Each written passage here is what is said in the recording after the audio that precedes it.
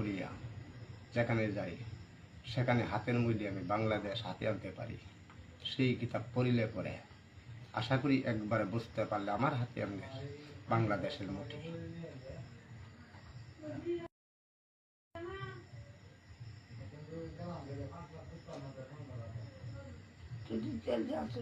আসসালামু আলাইকুম রহমতুল্লাহি ওয়া বারাকাতুহু। আপনারা ভালো আছেন, ভালো থাকবেন, সুস্থ থাকবেন। আমি লাইভে আইছি, আমার উস্তাদ কিছু কথাবার্তা বলছে, শুনবেন। আরও কিছু বলবো, শুনেন।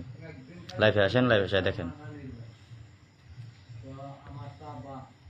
আশা করি যদি কোনোদিন জাদুঘর সম্রাটের কোনোদিন প্রয়োজন পড়ে বিষাক্ত সাপের ছোবল দেয়, একটি টাকা কারো লাগবে না, বিনা পয়সার চিকিৎসা। 3 মাস 10 দিন পরে গুরুস্থান থেকে তুলি একটা লুঙ্গি, ভিজা লুঙ্গি লাইরে দিবেন। যদি শুকায় যায় তাহলে মনে করবেন যে মারা গেছে, যদি না শুকায় তাহলে মনে করবেন বাচ্চা আছে। আমি তারে কাগজপত্র করে ইনশাল্লাহ আশা করি 3 মাস 10 দিন পরে আমি বালা করে দিব। তার জন্য একটি টাকা আনবো না। আমি জাদুঘর সম্রাট পৃথিবীর মেয়েদে নাম করিয়াছি, আশা করি ইনশাল্লাহ আরও নাম করব। হাদিয়া মাত্র কম, অল্প হাদিয়া বশীকরণ করি বসে আমি ইনশাল্লাহ। আশা করি আমি কামরুল কাম্মার কাছে আসছি।